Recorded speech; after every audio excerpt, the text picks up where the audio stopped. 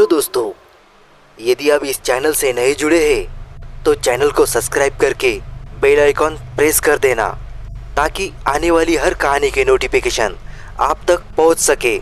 और कहानी जैसी भी लगे हमें कमेंट करके ज़रूर बताइएगा। मेरा नाम युवराज है और आज मैं अपनी कहानी सुनाने वाला हूँ। आज से कुछ महीने पहले की बात है। मैं बहुत खुश था क्योंकि आज मेरे कॉलेज की पढ़ाई खत्म हो गई थी और आज मैं कई सालों बाद अपनी नानी के घर जा रहा था। टैक्सी में मेरा सफ़र बहुत ही बढ़िया जा रहा था। नानी का गांव बहुत दूर होने की वजह से अब अंधेरा भी हो रहा था। तभी हमें रास्ते में एक गांव लगा जिस गांव का नाम अंजना था। जैसे ही हम उस गांव में गए, पता नहीं क्यों मेरे दिल में घबराहट सी होने लगी और जल्दी ही रात हो गई और हम सुनसान रास्ते पर किसी ढाबे को ढूंढ रहे थे। हमें बहुत भूख लगी थी और उस रास्ते पर एक भी होटल या ढाबा नहीं दिख रहा था। तभी काफी दूर रास्ता बिताने के बाद सुनसान रास्ते पर एक ढाबा दिखा। ढाबे को देखकर हमारे दिल को बड़ा सुकून मिला। गाड़ी को साइड में लगा के मैं और मेरा ड्राइवर राजू जल्दी से उतरे और ढाबे के पास चले गए। तभी मेरा ड्राइवर रुक गया और कहने लगा कि सर रुक जाइए, मुझे डर लग रहा है, हमें इस ढाबे के अंदर नहीं जाना चाहिए। मैंने उसे पूछा क्यों क्यों राजू, क्या हुआ? तो उसने कहा सर मुझे बहुत खतरनाक खतरे का आभास हो रहा है। तभी मैंने कहा कैसी बात कर रहे हो और कैसा खतरा?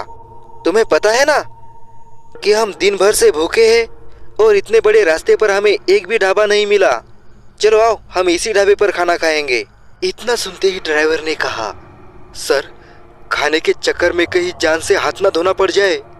राजू काफी डर गया था। यह सुनकर मैं ढाबे के अंदर चला गया। वो भी मेरे पीछे पीछे आया। हम ढाबे के अंदर जाते ही हमने देखा कि उस ढाबे की सामने वाली दीवार पर लिखा हुआ था कि ढाबे के अंदर आओ फिर वापस ना जाओ। ये पढ़ के तो राजू के चेहरे पर पसीना आ गया। मैंने उसे समझाया कि ऐसा कुछ नहीं है जैसे तुम सोच रहे हो, फिर भी वो पूरी तरह घबराने लगा।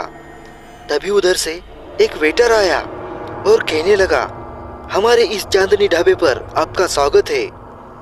यह सुनकर तो ड्राइवर के चेहरे पर पसीने की बाढ़ आ गई।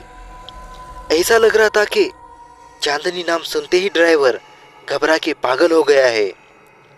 तभी वेटर हमारा खाना लेकर आता है। हम खाना खा ही रहे थे कि ड्राइवर ने कहा सर सर ये हम क्या खा रहे हैं? ये कोई खाना है? ये तो कीड़े मकोड़े हैं, मैं नहीं खाऊंगा। तो मैंने कहा कहाँ है कीड़े मकोड़े, ये तो खाना है, रोटी दाल चावल। फिर ड्राइवर ने कहा सर ये रोटी नहीं है, ये किसी इंसान की हड्डी है। तभी वो वेटर वहां आता है ट्रे में पानी और जूस के ग्लास लेकर। तभी वेटर के हाथ से जूस का गिलास छूटकर मेरे कपड़ों पर गिरा। तभी वेटर घबराते हुए मुझसे कहता है कि सर माफ कीजिए, कैसे मेरे हाथ से गिलास छूट गया मुझे पता ही नहीं चला, गलती हो गई सर। मैंने कहा कोई बात नहीं, ठीक है। उसने मुझे वॉशरूम दिखाया और कहा सर आप जाइए और आप अपने कपड़े को साफ कर लीजिए। मैं वहां से उठा और वॉशरूम की तरफ जाने लगा।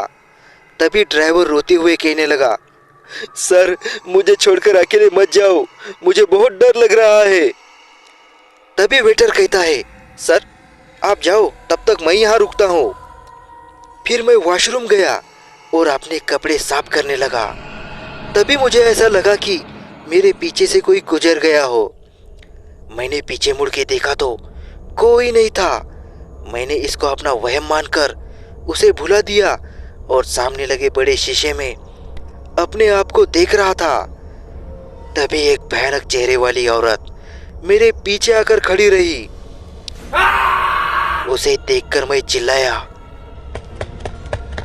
भागता हुआ वॉशरूम से बाहर आया और मैंने देखा कि वहां कोई चांदनी ढाबा नहीं था। वो एक खंडर बन चुका था और मेरा ड्राइवर ऊपर लटका हुआ चिल्ला रहा था, मुझे माफ कर दो, मुझे जाने दो। उसे देखकर मुझे ऐसा लग रहा था कि किसी ने उसे वहां लटकाया हो और वो उसे जान से मारने की कोशिश कर रहा हो। तो दोस्तों, क्यों मारना चाहती है वो आत्मा ड्राइवर और युवराज को? और क्या होगा कहानी का अंत? इस कहानी का पार्ट 2 आपको जरूर सुनना पड़ेगा। हमारी और भी डरावनी कहानियां सुनने के लिए स्क्रीन पे जो वीडियो दिख रहा है उसे क्लिक कीजिए और डरावनी कहानियों का मजा लीजिए।